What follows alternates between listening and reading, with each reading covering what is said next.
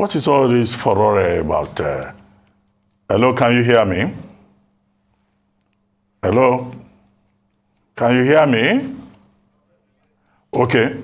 Well, but I'm not hearing you here in the studio, but if you can hear me, it's fine. I hope you'll be able to get across to our viewers quickly.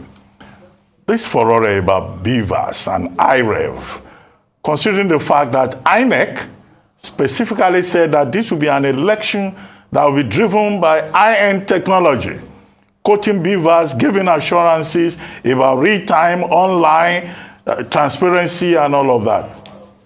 What went wrong?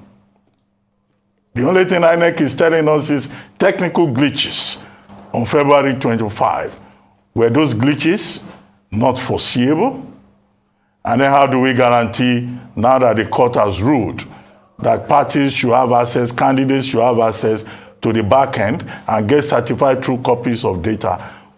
Who can give any assurance about accountability on the part of INEC?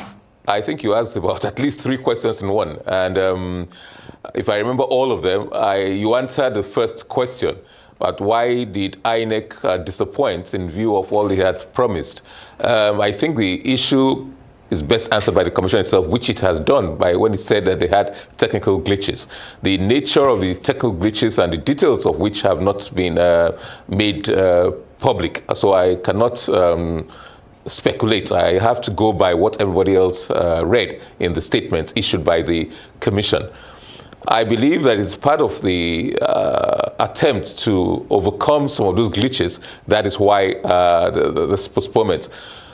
Issue of trust is there. I think your former guest professor answered that very well. There's a trust deficit which INEC has to overcome. How well it can do that, how soon it can do that, I really don't know.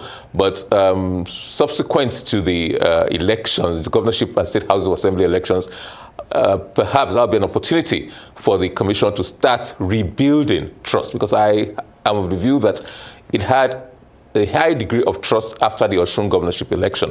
People depended on its word. People believed that the Bvas will work, that the IREV will work.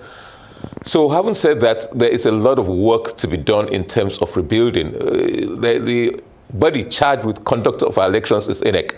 No other body, no other person can conduct those elections. So there must be trust in that institution. And since we have no choice, we have to just wait and see and hope that it regains the trust of the majority of citizens. Well, still on trust, Mr. Osaze Uzi, is this issue around the tampering with the information on Bvas when INEC reconfigures? And this was one of the main issues that come up when they'd approached the courts to allow them vary the order, initial order given by the courts to enable them to reconfigure Bvas. I'd like you to speak on this. Is it possible for INEC to reconfigure without tampering with information? Yes, we've heard that they would back up information on there, but there's still a bit of uncertainty around that. And like you said, it's also around an issue of trust. Well, please, I'd like to get your thoughts on this. Well, I am not a technical expert, but yes, from my limited experience, I know that the information contained, the data contained in the Bvas can be saved, can be backed up both in cloud and servers. It certainly can. You don't necessarily have to tamper it to reconfigure it. People have to understand what reconfiguration means or what it consists of. I know, for example, that these machines were configured to start at about 8:30 on a certain day, the last election day, 28th of February. Now, to use it for another election, you have to configure it for the specific date of the election. And you cannot start before that particular time. Elections, polls open at 8:30. So if you configure it to start at 7:30, it probably will not start because unless you configure it to start at that time. I think it's a question of trust as well. Figures should not be, accreditation figures or no figures should be put into the Bvas until the time limited for opening of polls. And automatically, as you program it, it shuts down at a particular time, by which time it's expected that everybody who was on the queue at 2:30 will have voted. So it doesn't shut down at 2:30, but a period of grace, maybe 4, 5, 6 hours, so that it can enable the device take care of everybody. Well, automatically it will shut down. Thereafter, you cannot accredit anybody unless and until you reconfigure it again. So that's basically the importance of that. But yes, you can save all the data and information.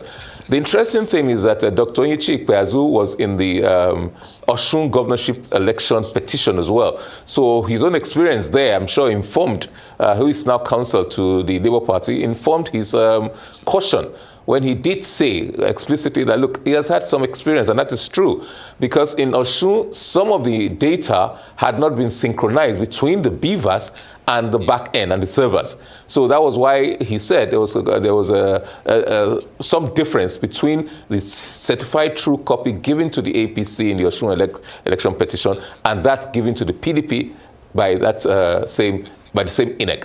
So one has to be extremely careful, and I'm happy, and it's usual for the courts to allow all interested parties, not just the petitioner, but also the respondents, any party to the petition, to have access so that they can watch the process, can monitor the process, and they get all the information and data that they require without tampering and while preserving the integrity of that data and the availability of this device to be used for subsequent elections.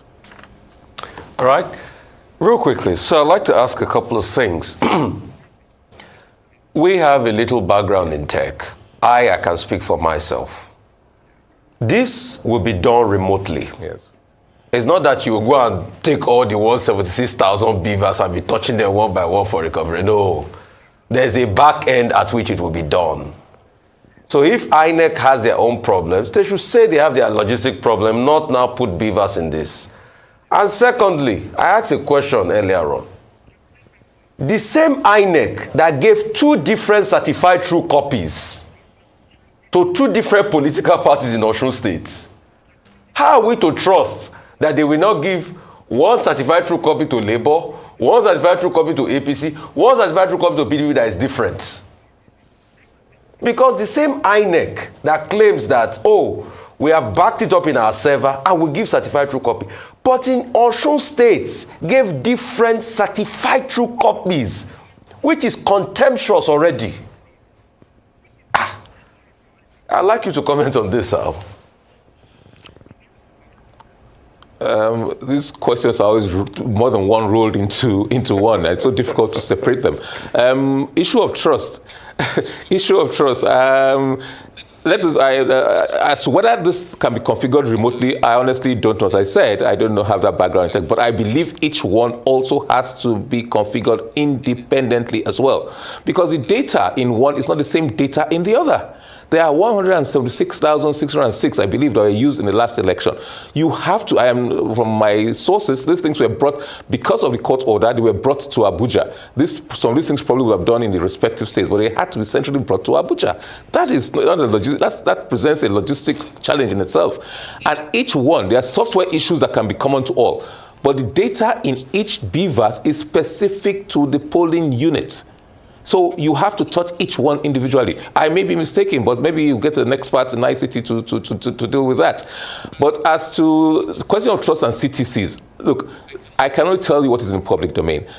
The commission in the Osun petition did explain this, Rufai. It said, I don't know, it said, and look, the CTC given to APC was yes from the back end, from the server. They requested and were given a certified true copy of the back-end CTC. Now, all the data apparently had not been synchronized between the primary device, which is the Bvas, and the server. The Bvas transfers or transmit the data to the server. But as at the time, APC applied first. As at the time it applied, apparently all had not been, they had not synchronized. The mistake there, and it's a serious one, is that they did not put any caveats in the certified true copy they gave to the APC. So by the time the PDP came, they were given a certified copy, but this was after the synchronization. Synchronization there is a technical word to ensure that all the data in the device, primary device, have entered and hit the server. Sometimes you use things, you transfer or transmit data from maybe to your phone, which is supposed to tow a back end to another phone. When you transmit that data, sometimes not all of it goes, or sometimes it takes time for it to be transmitted into the back end that you're trying to do. That is the explanation offered by the commission. And that's my understanding. That was what was stated in the court documents which I've read. How correct? How do you trust these people based on that one? It's whether you believe that that is what happened or it's not what happened. I cannot say, neither can you. I don't know, but that's the explanation offered. Well, thank you very much for your time today, Mr.